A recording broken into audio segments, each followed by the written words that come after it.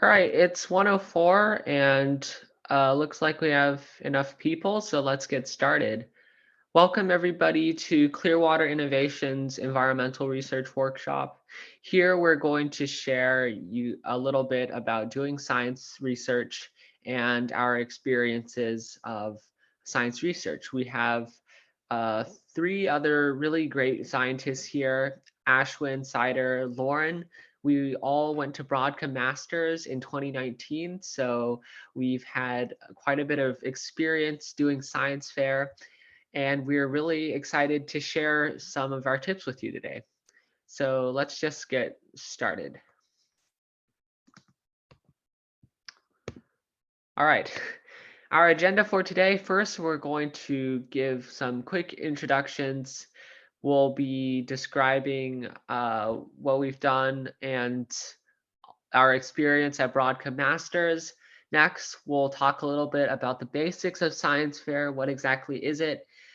Then we're going to go on to problem identification for your project, because for each science fair project, you want to be solving a specific problem.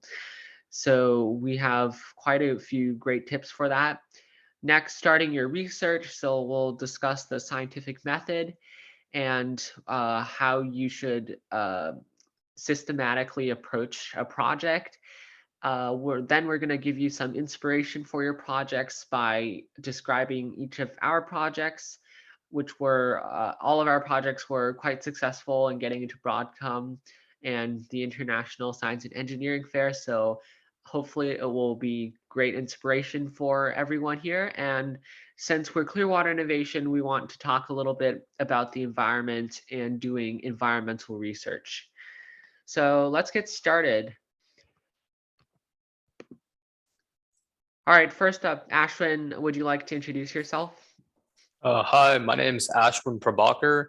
I'm a junior at Bob Jones High School. It's in Madison, Alabama. And I've been competing in science fair since I was in 5th grade. So I've been doing this for quite a while. And like Kyle said, I went to Broadcom Masters in 2019. And that 1 week of science fair competing in DC was like really great.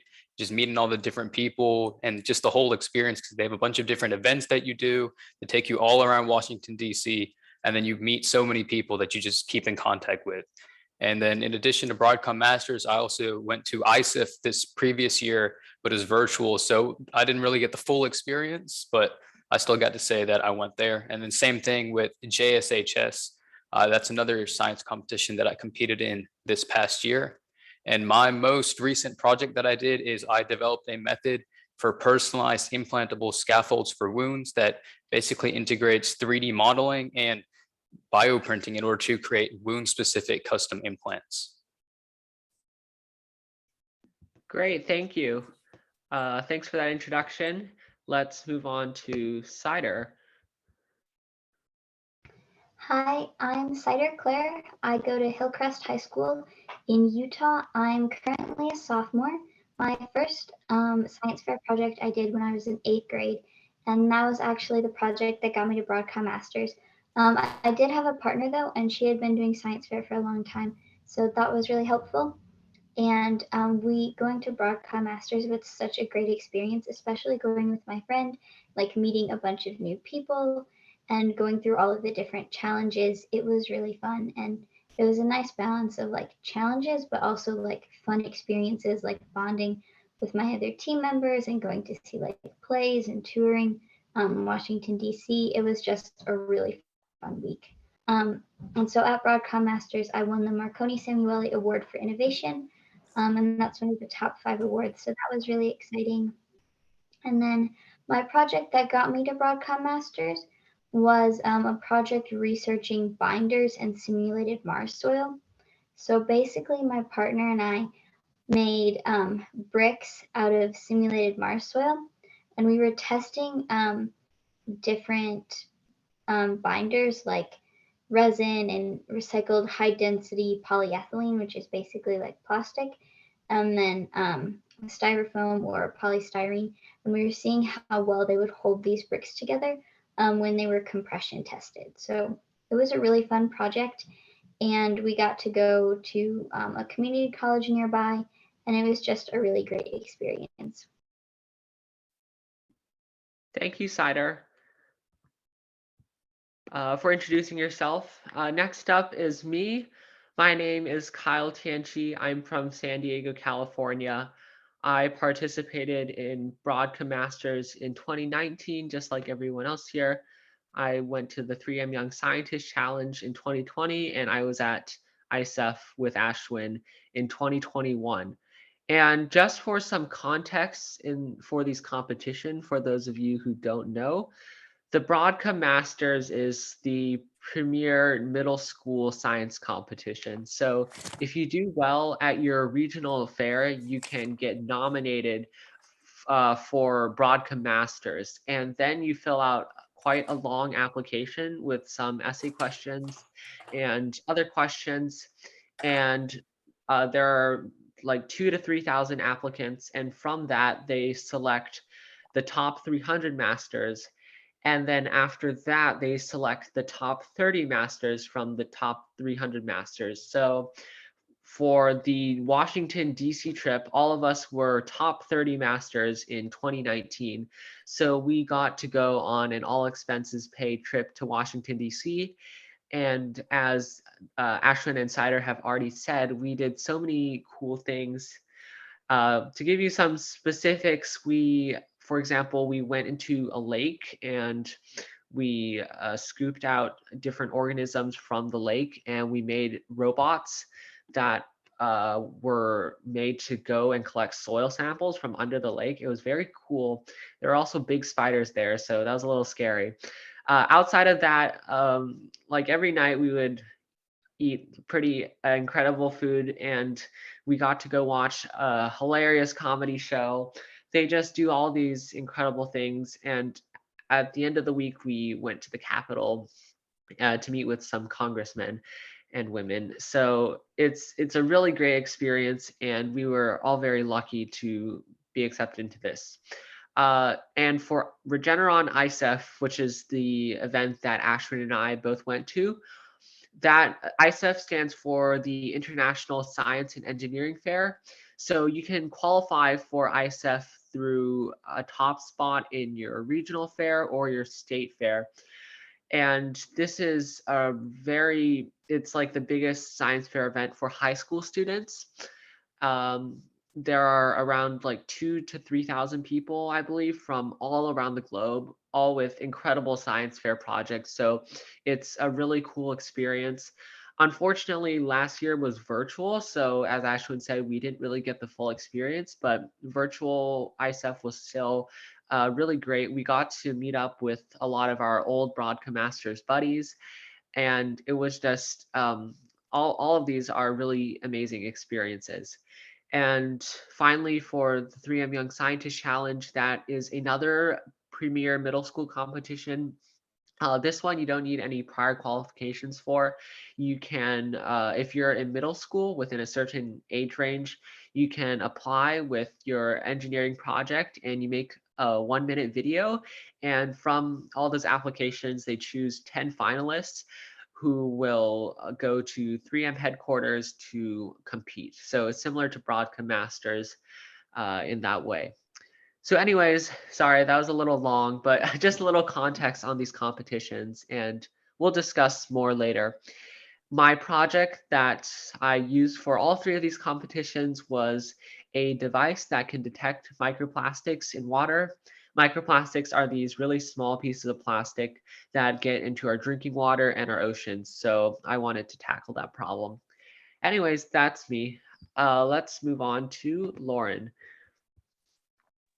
Hi guys. I'm Lauren. I'm sorry you can't see me. My laptop camera's broken still, but yes, I was also part of the Broadcom Masters class of 2019. I attend Benjamin Franklin High School in New Orleans, Louisiana. And like Kyle said, Broadcom Masters is actually surprisingly a very common start to a lot of like the prominent young scientists, they also competed in Broadcom Masters. And I think it's important, specifically middle school competitions, because it really introduces you to what other more high up level science fairs are going to be about. Like it introduces you to the type of rigor and the type of curriculum and what they expect of you. So it's very important. but also very fun. And for my project, oh, actually me, Kyle, and Ashton were actually on the same team. So that's pretty exciting.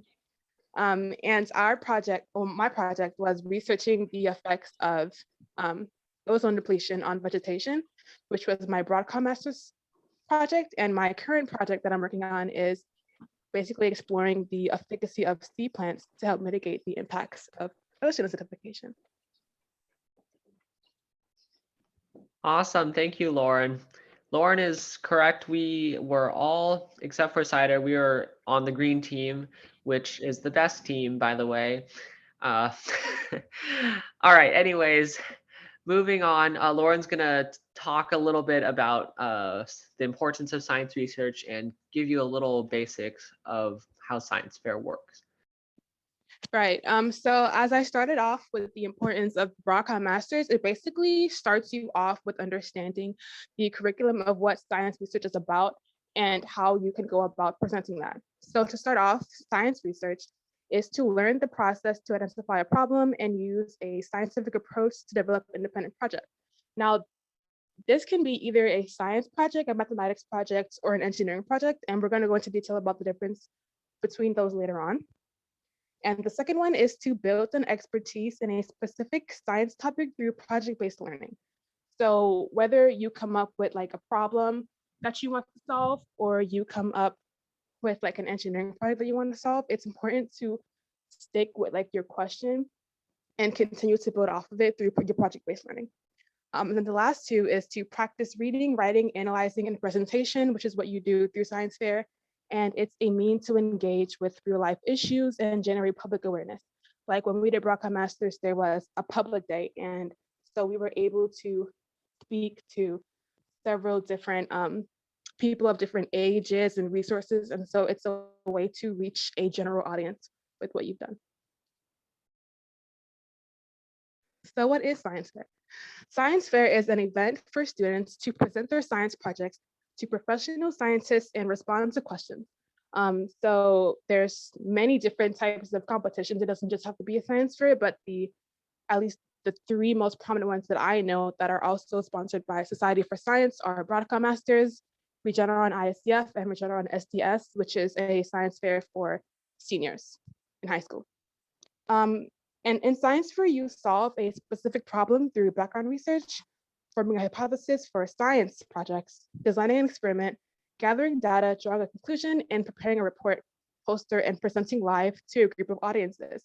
So this will be the pretty much general for your regional fairs, your state fairs, and of course, if you decide to go up to your international fairs, they all have the same type of curriculum.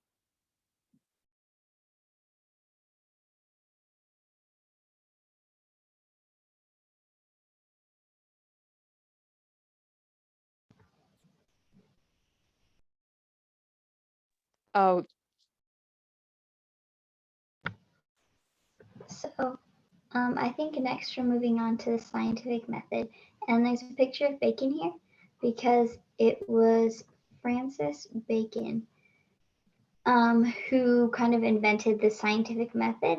And so the scientific method is very, very important for science fair because this is like the core process that you use to come up with your science fair project and then test it and report about it or report about your conclusions.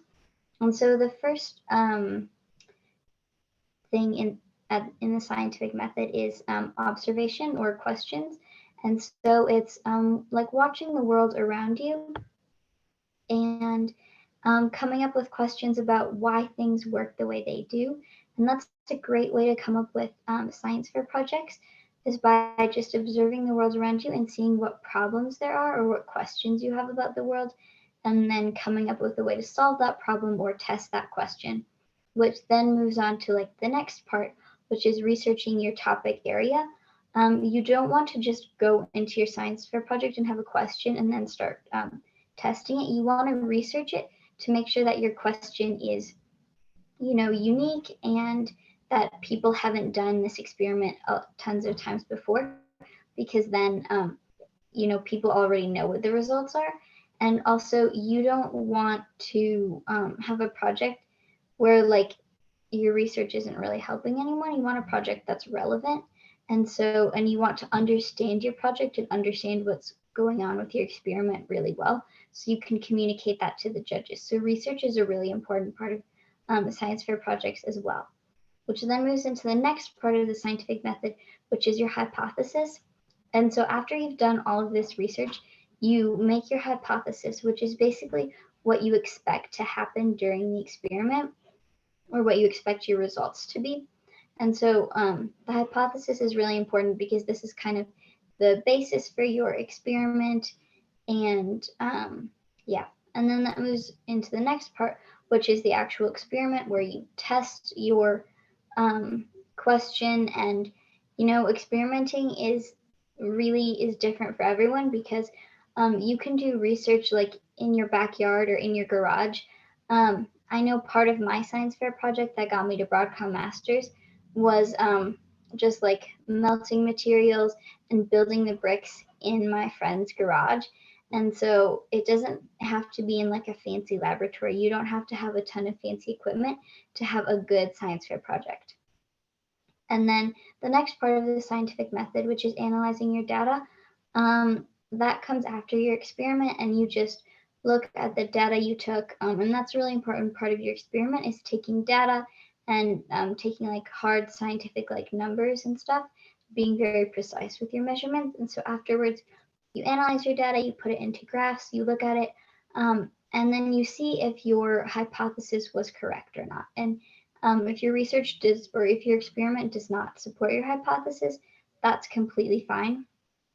But then reporting your conclusion, the last part is part of science fair. Like, you put all your data and your information together and you present it to people and report it to the judges.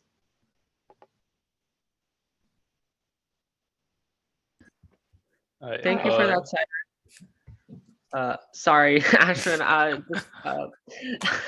Moving on to problem identification. In case you didn't see my message in chat, if you have any questions just about science research in general or our personal experiences, feel free to send them as we talk, and we'll answer them later. All right, go ahead, Ashton. Okay, so like Cider was saying, the first step to your science fair project is to identify the problem that you want to solve, or basically identify your research question. And so the first thing you want to consider is make sure that it's highly specific. So for example, let's say you want to do something about climate change. Don't just throw all of climate change under like one broad umbrella.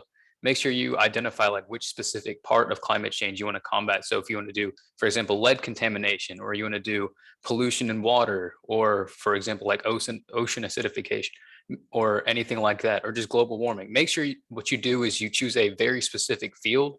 And then that way your research question or your engineering goal is also going to be very focused on that one aspect.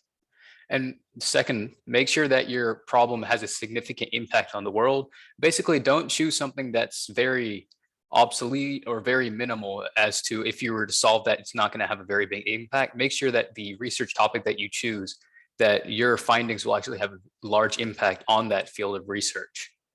And now the third one, should be mostly common sense, but make sure you're interested in what you're choosing.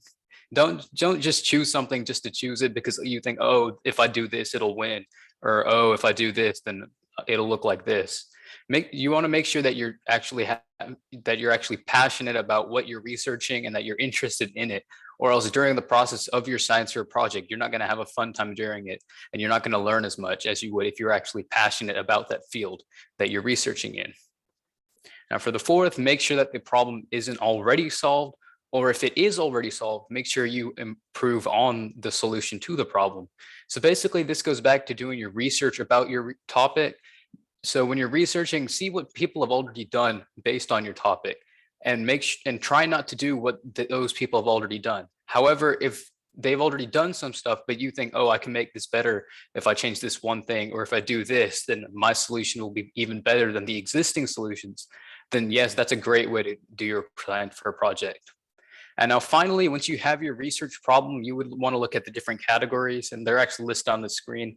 So you got animal sciences, behavioral and social sciences, biochem, biomedical, chemistry, computational bio, computer science, earth and environmental. And then there's 2 different engineering subcategories. Then there's math, then there's microbiology, there's physics and astronomy, and then plant sciences, and then product testing for the junior divisions. However, from my personal experience, what I try to do is I typically choose the topic first, or my research problem first, and then I see which category it'll fit into, rather than trying to choose my category first and then trying to come up with a research question that fits that category. Because I've found that it helps, that choosing my research problem first actually helps me pick a project that I'm actually interested in and passionate about. And so if you need inspiration for your project ideas, these 3 links here are great places for you to just get some inspiration or just to get some ideas. So the first link is the Broadcom Masters Top 300 from 2019. And on that page, it should have an abstract, I believe, or at least like a brief summary of all of the projects that qualified for the top 300. So if you need some ideas, you can always just go through and read through the titles or read through the abstracts, and just to see what types of projects are actually making it to that highest level of competition.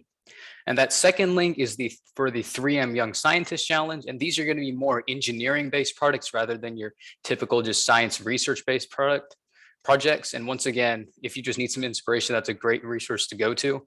Now, if you're on the high school level, they actually have an abstract database on the Society for Science website. And this has all the abstracts from all of the projects that have, I think, been at ISEF for, I want to say, at least the past 10 years, something like that. But they have a huge database of all the different projects that have made ISEF, and you can actually sort them by category or sort them by keywords just to see if you're interested in certain fields, you can go and see what types of projects people have been doing at that level to see what kinds of projects you need to do in order to compete at that level. And one other thing is, just the first problem that you come up with isn't always going to be the best problem. So finding a problem is going to take time, because you want to make sure that you actually think through your problem, make sure that you actually have a good foundation that you're starting off of. Because if you just think of something within like 10 minutes and you stick with it, sure, you might think it's a good problem, but if you don't completely think through it and take your time on it, then you might run into problems that you didn't think about like a couple months ahead. And therefore you might be a little delayed in actually completing your project. And now when talking about science projects, Cider actually mentioned this earlier, but there's science research projects and then there's engineering projects. And when you're thinking of the science, that your typical science fair project with the question and the hypothesis, it's more of, it can be very specific, and it can actually be, usually they're more precise than the engineering projects, because science, I guess it's a much more precise type of thing, rather than when you compare to the engineering. As you can see, for the science side, the 2 forks are actually balancing with the penny on the edge of the glass, but the engineers, they just took the duct tape and taped the forks to the glass. So the engineering side of science fair is just making things as practical as possible, and kind of, if it works, it works, instead of the scientific side, which is more of, oh, I'm going to try to get this as precise and exact as I possibly can. So those are kind of the 2 different options that you have when you're doing science fair.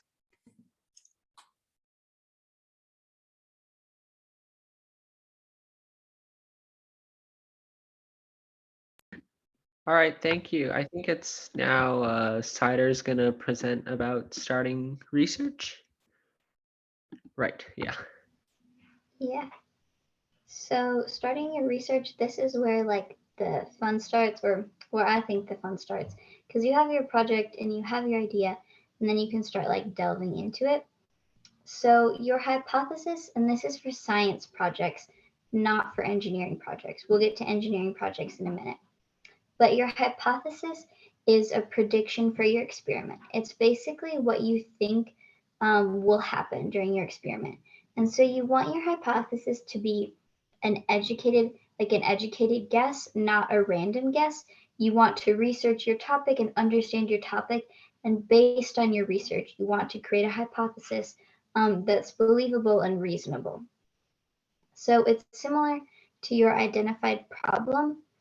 And so the only, I guess the main difference between the 2 is that with your identified problem, or your like scientific question, that explains what problem you're trying to solve. The hypothesis, on the other hand, is kind of explaining what you think will happen during your experiment and what you think your results will be. And so hypotheses have a really specific if-then format. So if you say if, and then you have the independent variable, then, and then how you think the change in the dependent variable will happen.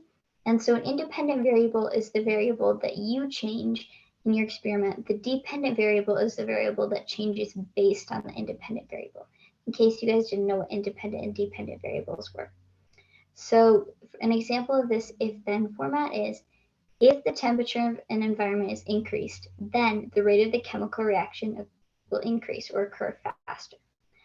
And so it's really important that you use this format because it's very scientific, and that's just kind of the jargon of the scientific world. You do not say, I think. You don't use that at all because it's not scientific, and it sounds a little bit juvenile. Yeah. Also, one thing with the hypothesis, if your hypothesis, if at the end of your research, your results don't support your hypothesis, do not change your hypothesis. It's totally okay to have a project where your results don't support your hypothesis, or they have a different, you find something different than what you thought you would find. That's totally fine. But once you make your hypothesis, you keep it, and it's like the basis of your project. So I think every time you're like writing something about your project or writing your conclusion, look back at your hypothesis so you remember what you're writing about and what the basis of your project is about. So the statement of purpose is for engineering projects. So it's basically the purpose of your project. And one way to break this down is, what do you want your project to do? And this is kind of like your scientific question. It's like you want it to be precise and clear so that the judges understand it. And you want it to explain the intended result of your project. And then what does the problem solve?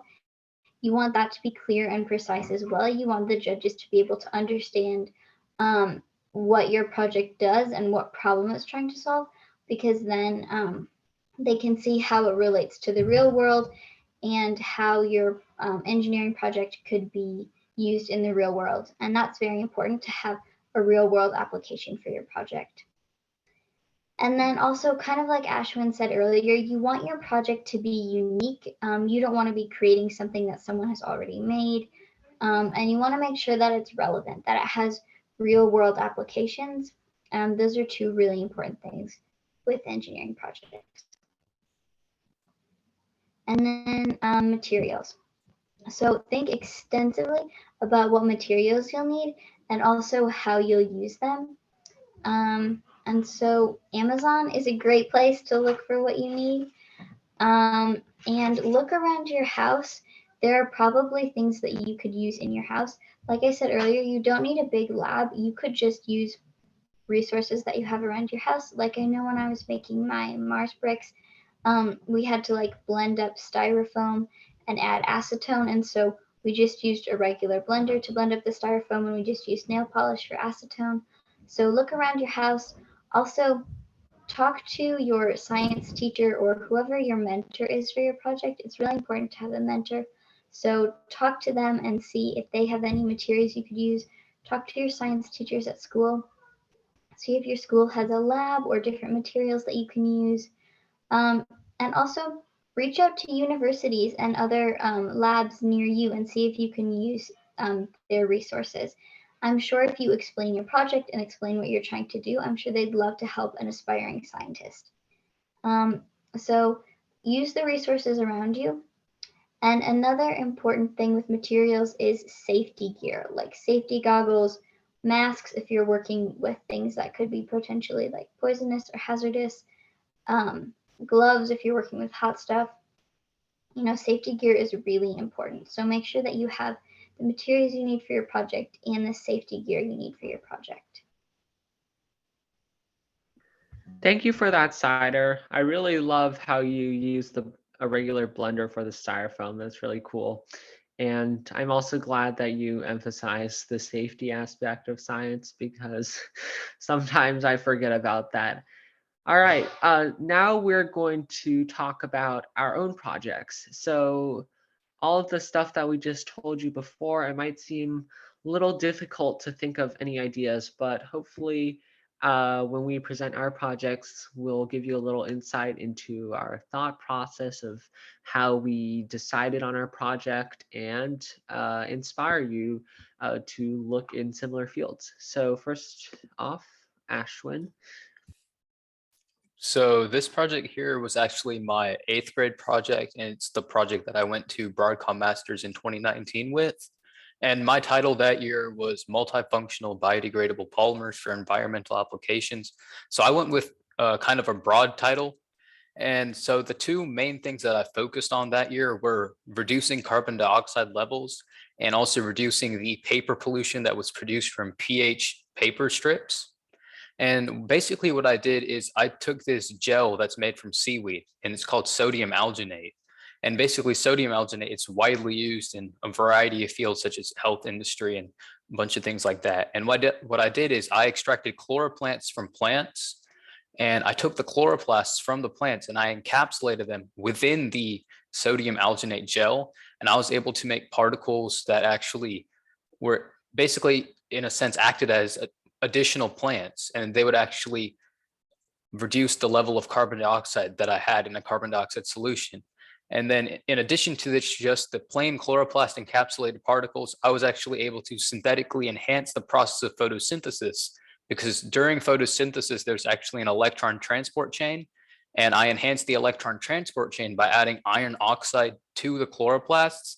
And the addition of the iron oxide to the chloroplast particles basically showed that the decrease in carbon dioxide levels in the carbon dioxide solution was actually greater than just having chloroplast within the solution. And then to combat the paper pollution from the pH monitoring strips, what I did was I took red cabbage juice, since it's a naturally occurring pH indicator, and I did the same thing that I did with the chloroplasts, where I actually encapsulated the red cabbage juice within the sodium alginate. And you can actually see the 3 different types of particles that I made. They're actually on the screen on the leftmost image. And the middle image is basically the chloroplast encapsulated particles within the carbon dioxide solution. So what I did with the pH indicator encapsulated particles is I made solutions that had different pH levels. And I showed that depending on the pH of the solution that they were in, the particles actually changed different colors. As you can see on those 4 images on the right, those are the pH indicator particles in the 4 different solutions that have varying pH levels. And then from those colors that the particles changed, I was able to do an RGB spectrum analysis using this software called ImageJ, which is actually from NIH, and it's a free public domain software. So you can actually go online and use that software right now. It's a really good software. I use it a bunch. So I was able to use the RGB spectrum analysis from those particles, and then I was able to make a calibration curve and basically say, if the RGB spectrum analysis of the particles looks like this, then the pH of that given solution is this. And then in addition to those particles, I was able to show that the iron oxide encapsulated particles could be magnetically manipulated. And this means that they can be easily extracted. And also, since all of the particles were made out of the seaweed-based sodium alginate, this means that they are 100% biodegradable and that all of them completely biodegrade within 48 hours. So that's basically the gist of what my project was, my 8th grade year and my Broadcom Masters project. Awesome. Thanks for that. I think your project is really cool, especially using those AP bio skills possibly, and also using ImageJ.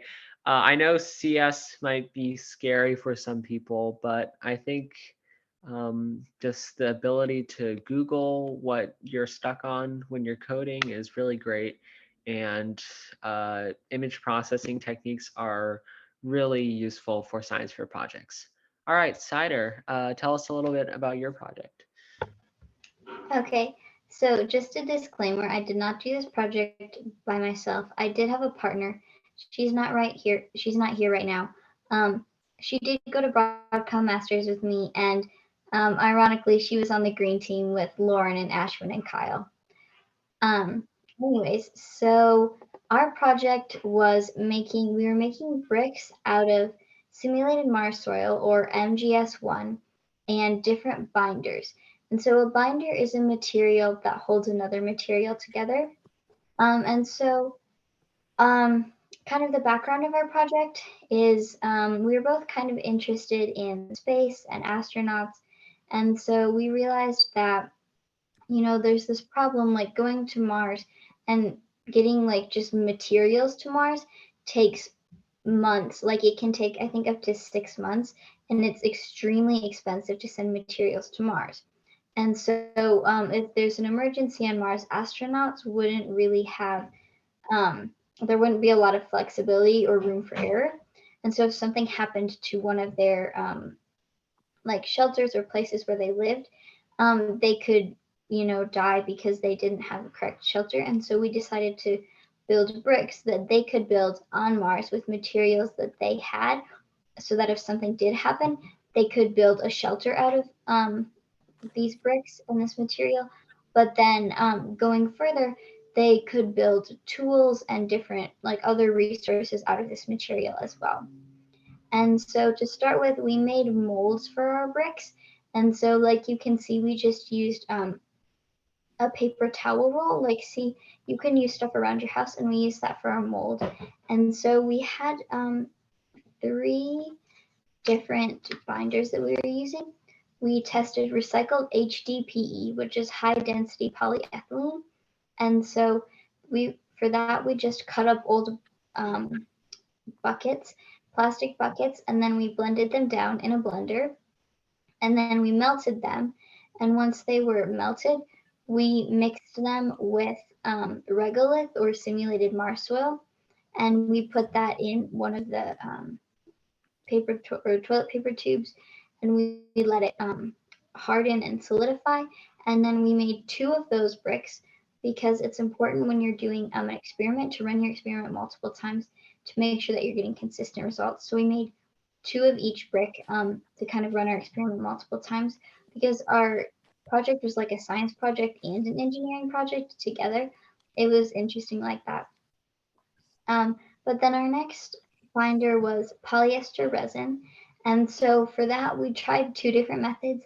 One of our methods didn't end up working, where we tried to like put regolith in the tube, and then we'd like put resin in the middle of it, but the resin didn't seep out, so that brick didn't work. So we just had one other one where we just mixed resin and regolith, and so then we let that harden, and that was that brick. And then our last one was recycled polystyrene, or styrofoam.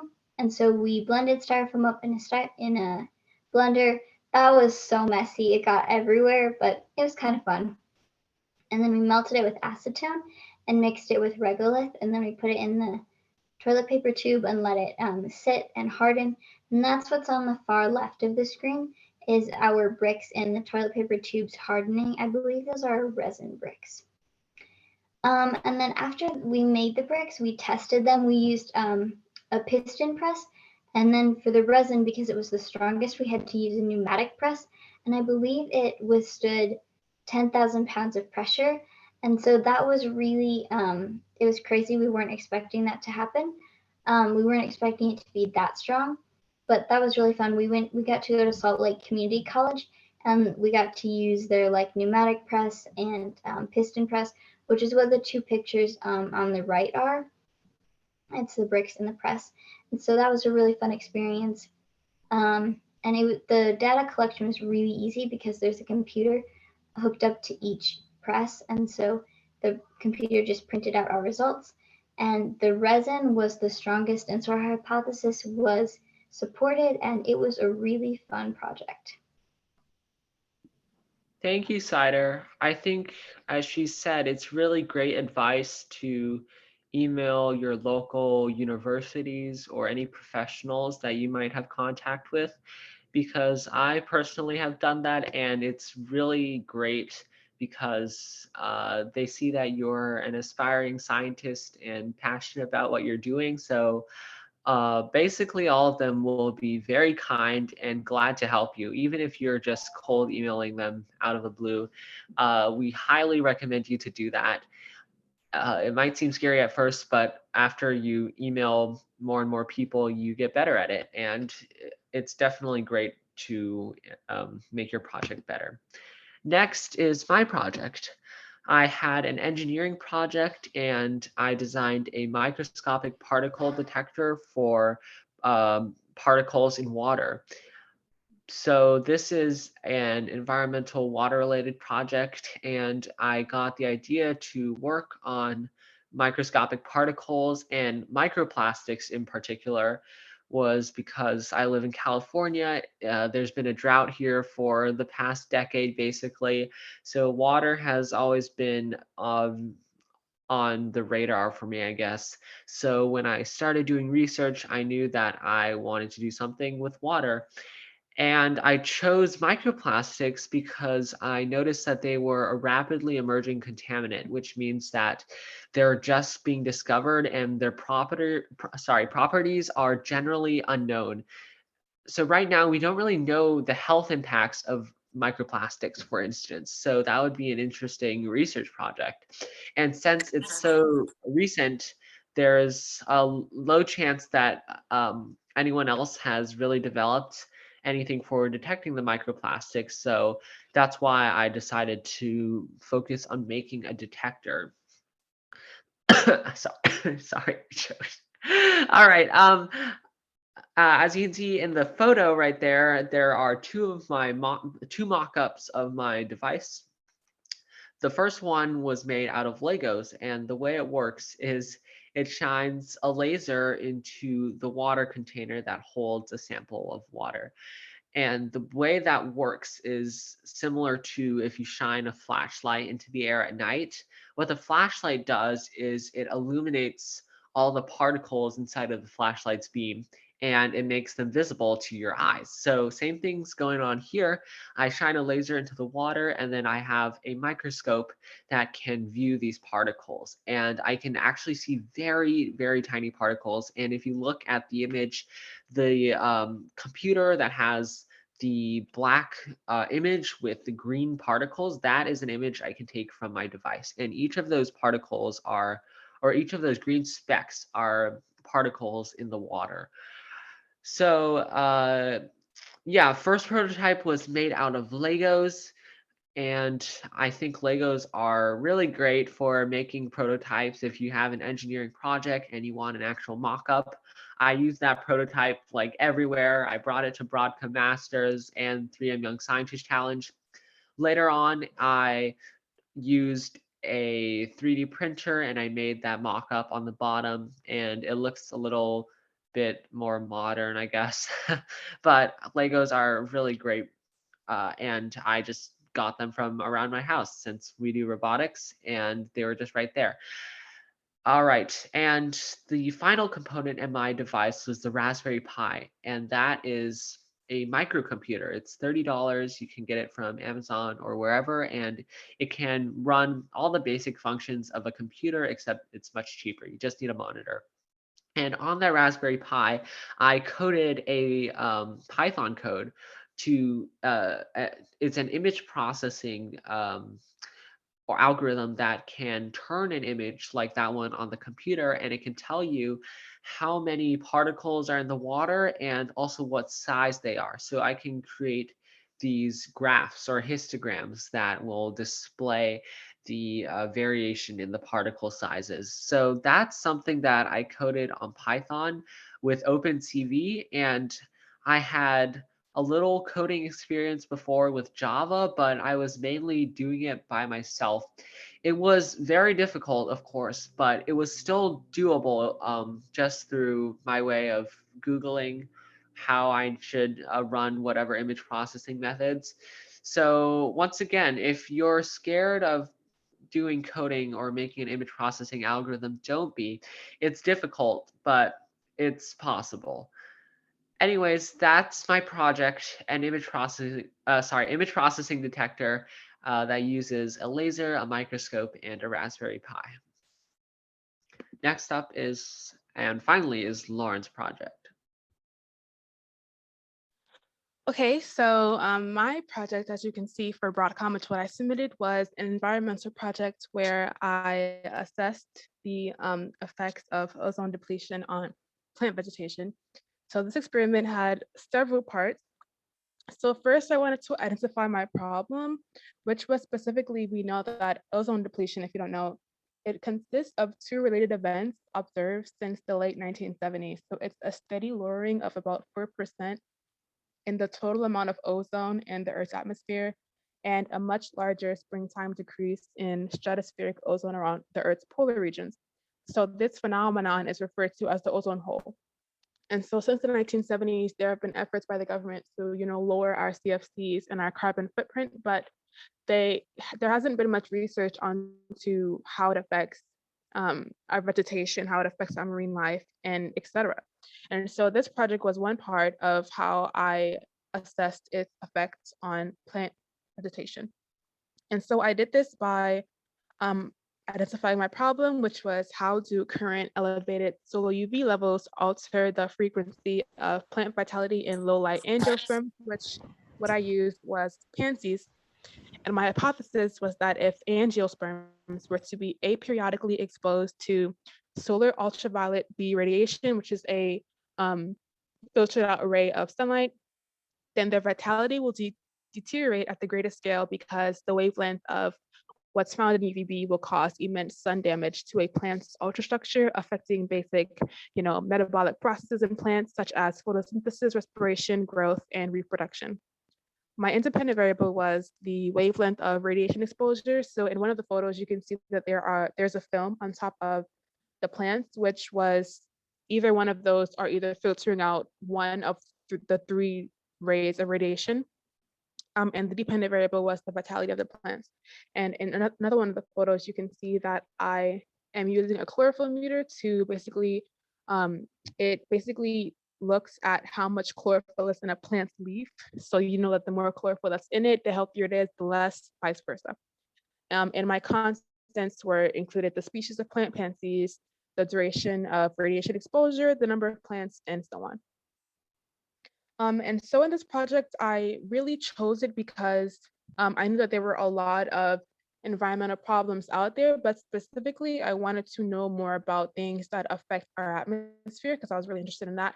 But also, I really love gardening and see like you can tie in some of like your hobbies or your talents to what you do in your science projects. And because I knew that I had these flowers that were actually specific to the low light foliage that I needed, then I was able to use them to test. And I found basically that plants are highly sensitive to UVB radiation because of their nature. And in plants, UVB radiation damages the cell membranes and all organelles within the cell, including the chloroplast, mitochondria, and DNA within the nucleus. And damage to these cells, it directly affects basic plant metabolic processes such as photosynthesis, respiration, growth, and reproduction. And consequently, UVB damage harms crop yield and quality, and the effect of UV radiation varies within the intensity and duration of irradiation and the stage of plant development. And so further study would include understanding differences as to why certain plants react differently to this radiation, and also other effects of ozone depletion, which includes marine life, which is something that I'm studying now. So it was a very fun experiment. It took me about, I want to say, a few months, simply because I wanted to make sure that I was testing it for a good enough amount of time in order to see some results. But luckily, it did go the way I hypothesized. But as Cider said, if it doesn't go the way you want it to be hypothesized, you don't have to change your experiment, but simply do further research and understand what factors could have led to you having different results. Yeah. Thank you. So 4 really great projects here, both environmental and non-environmental, but they're all really interesting, taking different approaches and solving different problems. All right, finally, we are Clearwater Innovation.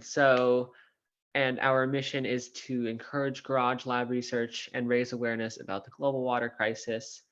So to finish off the meeting, we'll give you a little inspiration about some environmental related problems that you can solve.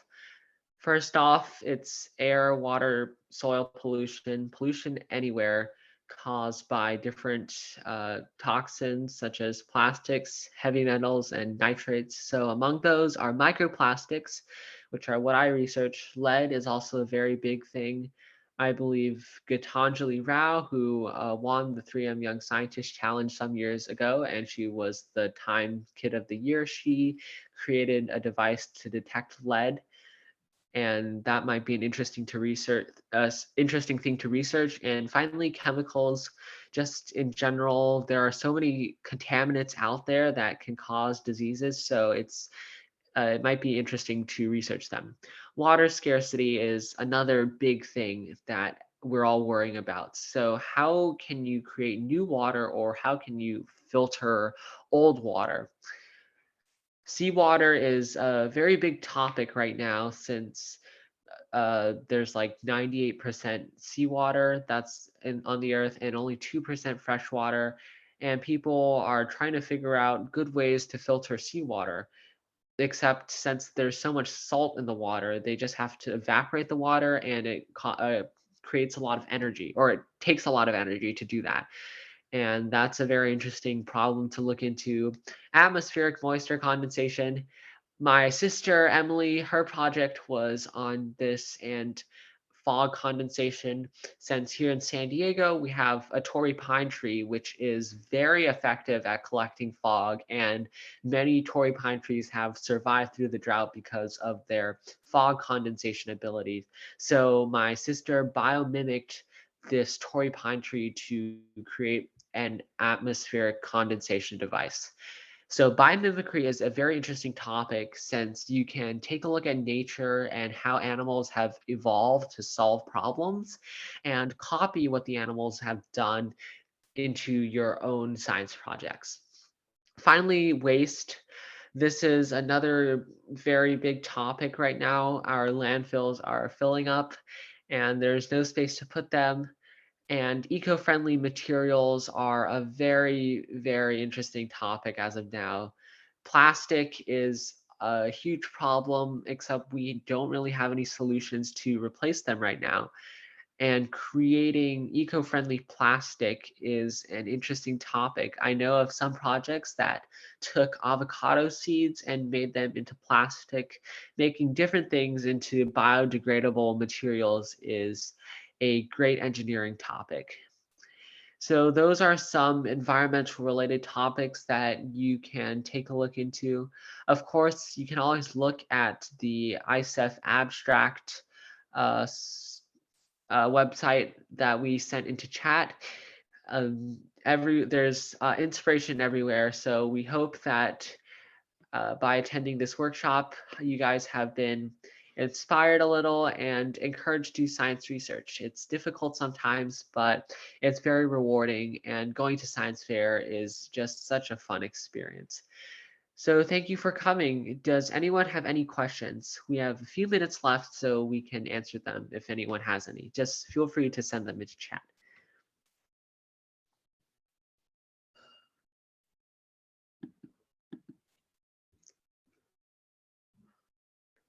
Or you can just unmute and say it out loud. What is Ashton software? Ashton, do you want to answer that? So the software I use, it's called ImageJ, and it's a software by NIH, and it's actually like a free software, and it's online. I can put the name of it in the chat if that'll help.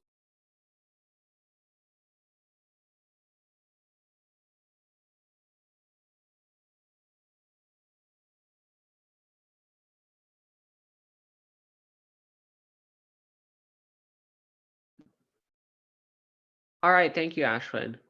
Looks like we're coming up on 2 o'clock right now. So that will be the end of this workshop. Thank you all so much for coming.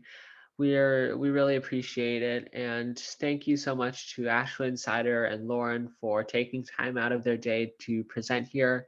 I think it's really great. And thank you for coming. See you all later.